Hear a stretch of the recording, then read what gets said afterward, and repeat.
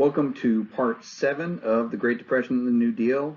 Now we're going to talk about the election of Franklin Delano Roosevelt. Now that election of 1932 was a landslide. Like I said, Hoover was just so damaged, but by the time the election rolled around, he had no chance of winning. Roosevelt's going to get 23 million votes, right? He's going to win 472 electoral votes to Hoover's 59. Right, not quite the unanimous decision that one senator had hoped it would be, but it was still pretty significant, right? Roosevelt had campaigned on an idea of reinvigorating the economy in a program that he calls the New Deal.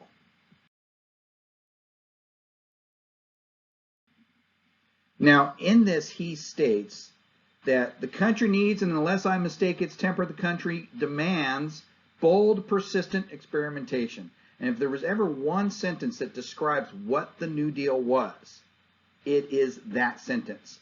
Bold, persistent experimentation. Roosevelt is going to come into office having been governor of New York as the Depression set in, and having brought with him a think tank, a group of men that he's put together. He's assembled them. Their job is to come up with ideas, and they are going to come up with ideas, and they're literally going to throw them at the wall, see if they stick, and if they stick, they'll run with them, and if they don't, they'll dispose of them and try something else. Bold, persistent experimentation, right? And that's going to be the hallmark of what the New Deal is.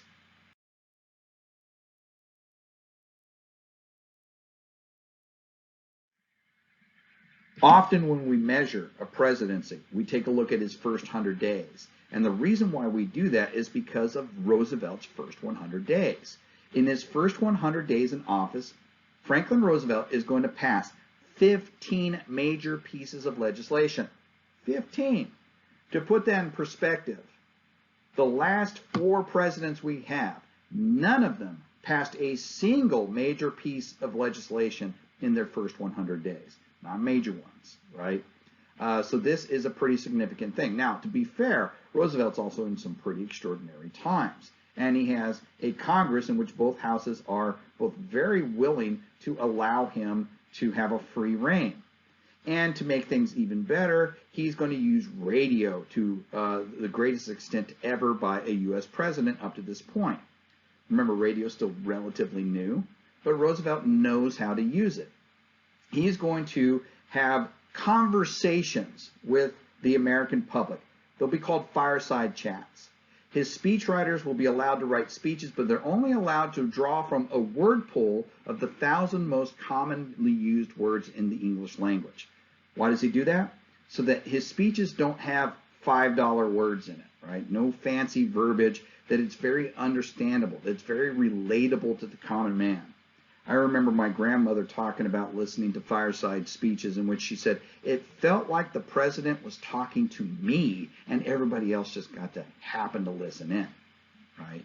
So as he begins these fireside chats, as he begins developing this New Deal, he is going to begin with trying to address this banking crisis that's clearly completely out of control.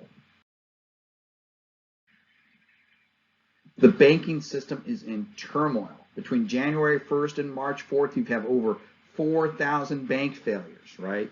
He has to do something. He has to do something quick. So what does he do? Well, he calls for a bank holiday.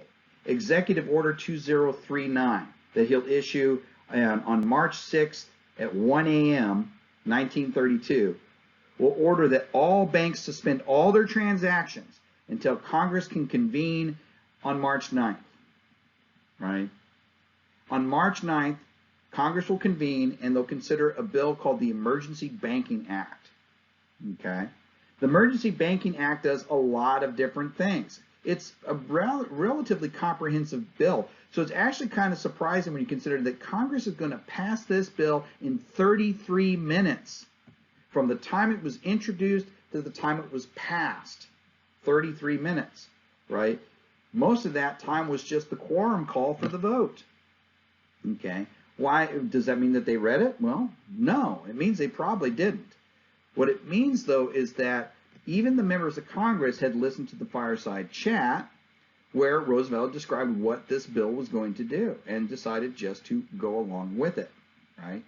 Basically, what's going to happen here is the banks are going to be closed. And after a 4-day bank holiday, banks, as Roosevelt said, every bank in the United States is going to be audited. And only those banks that are seen to be solvent will be allowed to reopen. Now, does the U.S. government actually have enough auditors on hand to audit every single bank in the United States in 4 days? No, they don't. This is a lie. But it's a good lie, right?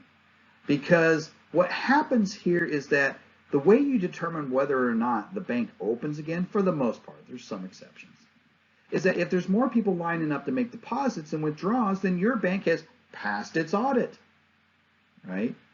The purpose of this lie was to reinstill confidence of the American people in the banking system. Roosevelt saying that if your bank is open, then you know your bank's a good bank. Your bank's not going to go. You can dig that money out from under the porch or out of your mattress and put it back in the bank with confidence. And as an added security, the Emergency Banking Act also introduces the Federal Deposit Insurance Corporation, the FDIC, which guarantees your deposits up to $5,000. Well, it's significantly more than that now. I think it's $250,000 today. Right? $5,000, though, back then was, a couple, 2 to 3 years' wages, depending on what you did. Right? And so that if your bank does go belly up, then the government will cut you a check for the money you lost up to $5,000. Right? The banking crisis was ended overnight because of this. This lie proved to be very effective.